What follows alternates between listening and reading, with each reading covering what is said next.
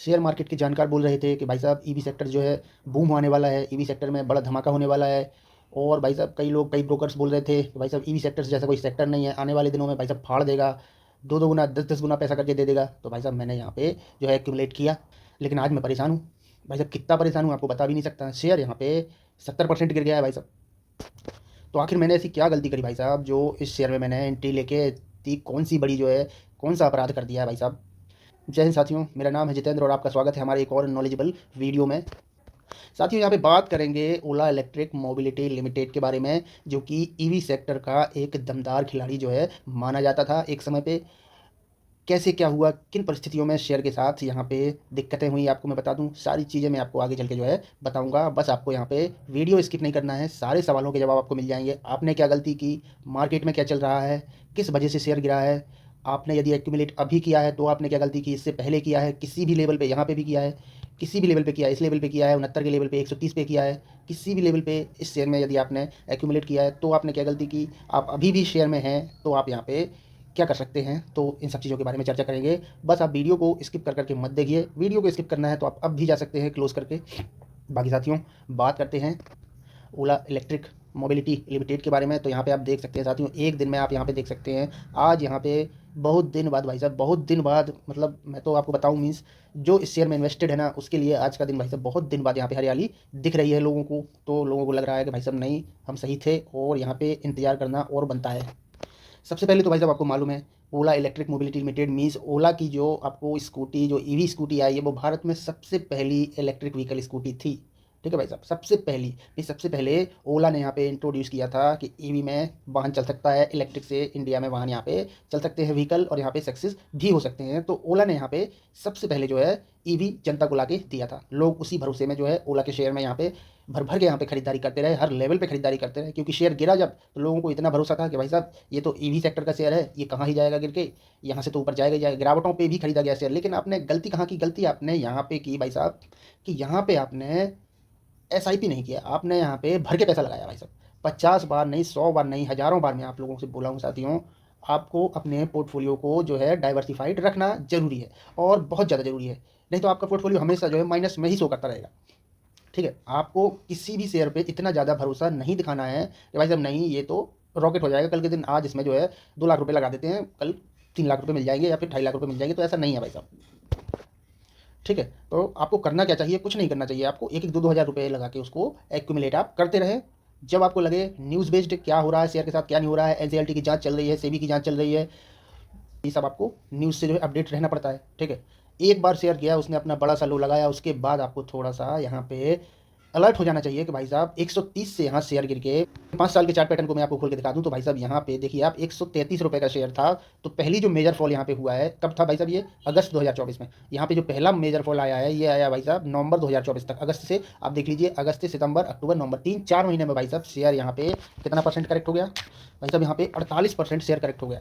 तो आप लोगों को यहाँ पे ये चीज़ समझ में आना चाहिए कि भाई साहब 50% यहाँ पे शेयर करेक्ट हो गया है। अब यहाँ पे थोड़ी सी स्थिति गड़बड़ दिख रही है, क्योंकि भाई साहब कोई भी शेयर जब ऊपर जा रहा होता है तो यहाँ पे हायर हाइस लगाता है। यहाँ पे 50% वाले लोग नहीं लगाता है। 50-60% वाले लोग कब लगाता है, जब ऑल ओवर मार्केट में फॉल चल रहा हो, सारे शेयर जब गिर रहे हो, अच्छे अच्छे फंडामेंटल्स वाले, एक नंबर फंडामेंटल्स वाले शेयर भी उस टाइम गिरते हैं, 40-40% गिर जाते हैं। ठीक है, तो उस समय की बात मैं नहीं कर रहा हूँ, मैं बात कर रहा हूँ किसी भी समय की भाई साहब। ऐसे किसी भी समय में किसी भी शेयर को 50% गिरना दिक्कत वाली बात है भाई साहब। तो यहाँ पे आपको सोचना चाहिए नहीं, यहाँ पे हम एंट्री लेंगे 69 पे और लॉन्ग टर्म के लिए एंट्री लेंगे भाई साहब। अब लॉन्ग टर्म का आपको यहाँ से कहीं तक ये शेयर दिख रहा है। पहले शेयर यहाँ पे जब आईपीओ आया था इसका, तब ये यहाँ पे लॉन्ग टर्म का था। उसके बाद भाई साहब ये शेयर जो है शॉर्ट टर्म का हो गया, आज तो ये जीरो टर्म का लग रहा है मुझे।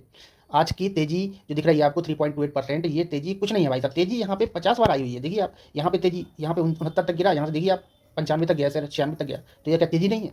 ठीक है, यहाँ पे हल्का हल्का देखिए आप 50 पे 56 तक गया। ठीक है, आपको छोटे पैटर्न, छोटे चार्ट पैटर्न दिखाता हूँ। यहाँ पे देखिए 65 पे गिरा, यहाँ देखिए 74 तक चला गया, यहाँ देखिए 50 पे 56 तक गया, यहाँ देखिए 46 पे 53 तक गया। तो ये छोटी मोटी चीज़ें तो यहाँ पे चलती रहेंगी भाई साहब। ठीक है, इसको आप यहाँ पे पॉजिटिव नहीं ले सकते। अच्छा भाई साहब, हुआ क्या है कंपनी के साथ? कंपनी के साथ भाई साहब कुछ भी नहीं हुआ है। कंपनी यहाँ पे सबसे पहला कारण है कंपटीशन से मारी गई है। ठीक है, बड़े बड़े प्लेयर पहले से बाजार में मौजूद है भाई साहब। हीरो हो गया आपका, बजाज हो गया, टीवीएस हो गया। इन लोगों ने तब जब ओला इलेक्ट्रिक की व्हीकल आई थी तब इन लोगों ने कोई भी ईवी स्कूटी नहीं निकाली थी। अब भर भर के मार्केट में भाई साहब ईवी स्कूटर आ गए हैं। ठीक है, यहाँ तक कि बाइक भी आने लगी हैं भाई साहब, ठीक है, ईवी स्कूटर, बाइक, आपके ई रिक्शा आने लगे हैं, आपके इलेक्ट्रिक व्हीकल जो आपकी बसेस में बस भी आने लगी हैं ईवी वाली। तो तो मार्केट में कंपटीशन हो गया है भाई साहब। पहला कारण तो इसका कंपटीशन है, और दूसरा कारण इस कंपनी के सीईओ खुद भावेश अग्रवाल है, जो सोशल मीडिया पे इतना ट्रोल हुए भाई साहब कि इनकी कंपनी पे भी सबसे ज़्यादा असर पड़ा इनकी ट्रोलिंग का। ठीक है, बड़े बड़े लोग, बड़े बड़े जो कॉमेडियन हैं, कुणाल कामरा, उनने इनके उस पर कमेंट कर दिया, तो इनने उनको उल्टा फुल्टा जवाब दिया। अरे भाई, आप एक पदवी पे बैठे हैं, आप एक बड़ी कंपनी के मालिक हैं, आपको यहाँ पे बड़प्पन दिखाना चाहिए। नहीं, यहाँ पे आप जवाब देंगे, ईगो दिखाएंगे सोशल मीडिया पे, मारे जाएंगे। ठीक है, तो सब इसको भुगतना पड़ा, अकेले भविष्य अग्रवाल को तो नहीं भुगतना पड़ा भाई साहब, सारे शेयर होल्डर्स को यहाँ पे भुगतना पड़ा। सारे लोग यहाँ पे जो है फंसे हुए हैं। ठीक है, लेकिन मैं जो लोग फंसे हुए हैं, जो निवेशक हैं, उन लोगों से मैं यही कहना चाहता हूँ कि भाई साहब, इतने बुरे हालात भी नहीं आए हैं कंपनी के कि आप यहाँ से जो है एग्जिट करके cell cell cell every level पे आप यहाँ पे सेल करें। ऐसा मैं आपको नहीं बोल रहा हूँ। ठीक है, ना ही मैं यहाँ पे बाई करने की सलाह दूंगा, ना ही मैं यहाँ पे सेल करने की सलाह दूंगा। आपको यहाँ पे यदि आप निवेशित हैं तो आप यहाँ पे बने रह सकते हैं।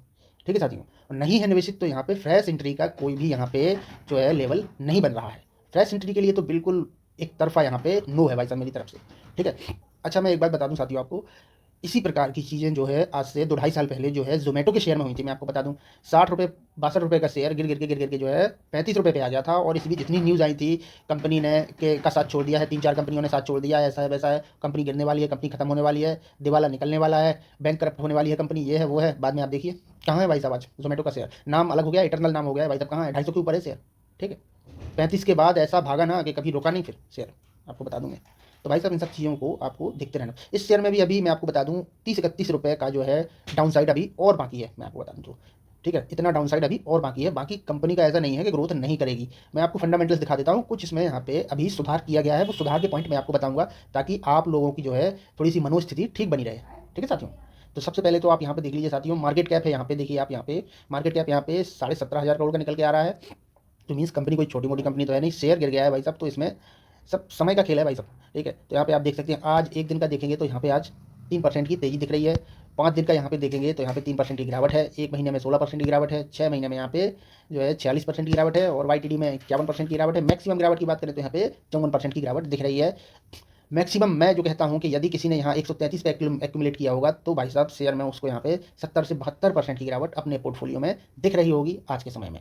इसीलिए साथियों, मैंने आपसे बार बार बोलता रहता हूँ, आप SIP कीजिए, SIP कीजिए, थोड़ा थोड़ा करके पैसा लगाइए किसी भी शेयर में। किसी शेयर को भी बाप मत बनाइए भाई साहब, थोड़ा सा पैसा डाल दीजिए ना, फायदा ज़्यादा देके नहीं जाएगा तो घाटा भी तो नहीं देगा ज़्यादा। ठीक है, तो इन सब चीज़ों को आप सोच के रखिए।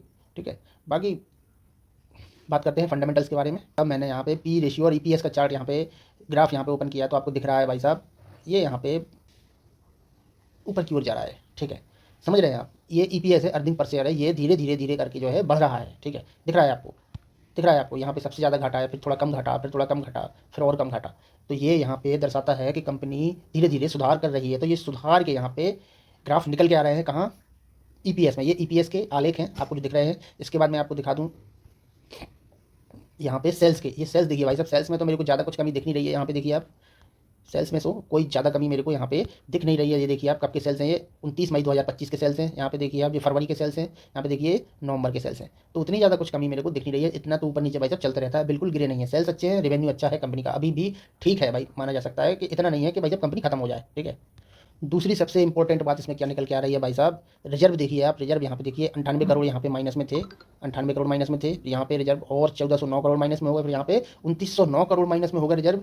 अब यहाँ पे आप देखिए प्लस में आए हुए हैं 732 करोड़ के रिजर्व। मीन्स रिजर्व यहाँ पे बढ़ा रही है कंपनी। ठीक है, ये इकलौता पॉइंट शेयर में पॉजिटिव है, ये इकलौता पॉइंट। ठीक है, बोरोइंग्स आप देखिए, बोरोइंग्स यहाँ पे 2608 करोड़ थी, 3500 करोड़ हो गई, बढ़ गई 5600 करोड़ हो गई, बढ़ गई। यहाँ इस क्वार्टर में यहाँ पे फिर से कम हो गई है बोरोइंग्स, तो ये अच्छी बात है भाई साहब। ठीक है, ये अच्छी बात है। और यहाँ पे अदर लाइबिलिटीज़ भी आप देख लीजिए, ये भी यहाँ पे कम होती नजर आ रही है, 3006 से 2376 करोड़ पे आ गई। तो ये इसके बैलेंस शीट में जो तीनों पॉइंट हैं, ये शेयर को जो है यहाँ पे हल्के से पॉजिटिव संकेत दे रहे हैं। ठीक है साथियों, तो इन सब पे भी नज़र बना के रखना जरूरी है, क्योंकि अपन ऐसे शेयर में फंसे हैं जिसका कि कोई इलाज नहीं है, ये लाइलाज बीमारी है भाई साहब। ठीक है, शेयर मार्केट है, अपना मूव किसी को नहीं बताता है कि भाई साहब कब कहाँ से क्या खेल पलट जाए। ठीक है, इसके बाद चलते हैं, आपको शेयर होल्डिंग पैटर्न्स चेक कराते हैं। तो भाई साहब, इसमें सबसे अच्छी बात ये दिख रही है कि कंपनी लगातार यहाँ पे घाटे में चल रही है, सब कुछ घाटे में चल रही है। नेगेटिविटी कंपनी में ऐसे फैले हुई है, जो कंपनी में लोग नौकरी कर रहे हैं, जो एम्प्लॉयज़ हैं, उनके वो डेली ये सोच के रात को घर आते हैं, पता नहीं कल कंपनी ने मेरे को निकाल दिया, निकालेगी या फिर रखेगी। तो इस तरह की चीज़ें चल रही हैं। लेकिन उस पर भी आप देखिए, प्रमोटर्स यहाँ पे होल्डिंग्स बेच नहीं रहा है। 3678 लगातार पिछले साल से एक भी परसेंट यहाँ पे माल बेचा नहीं गया है प्रमोटर्स की तरफ से। तो एक अच्छी बात यहाँ पे निकल के ये आ रही है। बाकी और आप एफआईआईस को देख सकते हैं। 2024 में यहाँ पे 4.18 की जो है होल्डिंग हुआ करती थी एफआईआईस की। इसके बाद यहाँ पे गिरा मार्केट, तो यहाँ पे बेच दिया गया माल। लेकिन फिर यहाँ पे देखिए आप मार्च 2025 में कुछ यहाँ पे एक्यूमुलेट कर लिया गया है, एवरेज कर लिया गया है। उसी प्रकार आप डीआईस को देखिए, 5.16 था, बेचा गया माल, 4.55% हो गया बेचा गया माल। इसके बाद आप देखिए 2.93% यहाँ पे अभी भी डी आई इसके पास है। तो आप इससे क्या समझ रहे हैं, ये लोग भी फंसे हैं? हाँ बिल्कुल। भाई साहब फंसे हैं, क्यों नहीं फंसे हैं? इन लोगों में भी दिमाग नहीं है, नहीं है दिमाग। तो शेयर मार्केट सुप्रीम है भाई साहब, कोई कुछ नहीं लगता, चाहे एफ आई आई हो चाहे डी आई हो, सब लोग फंस जाते हैं। आप लोग ने अकेली गलती की है, ये लोग भी फंसे हुए हैं यहाँ पे, ठीक है। लेकिन एफ आई आई ने क्या सोच के यहाँ पे होल्डिंग्स बढ़ाई है, ये तो भाई भगवान जाने, ठीक है। यहाँ पे ये पॉइंट निकल के आ रहा है। बाकी आप पब्लिक का देख सकते हैं, तो पब्लिक यहाँ पे 1% होल्डिंग जो पब्लिक ने बढ़ाई है। क्यों? क्योंकि डी आई ने यहाँ पे बेचा है माल, तो कुछ यहाँ पे एफ आई ने खरीदा है, कुछ यहाँ पे पब्लिक ने खरीदा है, ठीक है। तो पब्लिक भी भाई साहब नीचे के लेवल्स पे सोच रहे हैं। कुछ लोग समझदार लोग हैं, आ रहे हैं कि भाई अब तो नीचे के लेवल पे है, अब तो एंट्री बनाने का अच्छा समय है। भाई साहब अच्छा समय हो सकता है, लेकिन बुरा भी समय हो सकता है। ऐसा ही भी करनी चाहिए आपको, ठीक है, समझ रहे हैं ना। मैं आपको कोई यहाँ पे बाई सेल तो करने को बोल नहीं सकता हूँ, ठीक है। बाकी यहाँ पे अदर्स देखिए, अदर्स में मीन्स ट्रस्टी लोग होते हैं, ये ट्रस्ट होते हैं ना, ये लोग इसमें रहते हैं। तो इनने भी हल्का सा माल यहाँ पे बेचा है, बहुत ही हल्का सा। बाकी 5% की खरीदारी इनके पास भी है।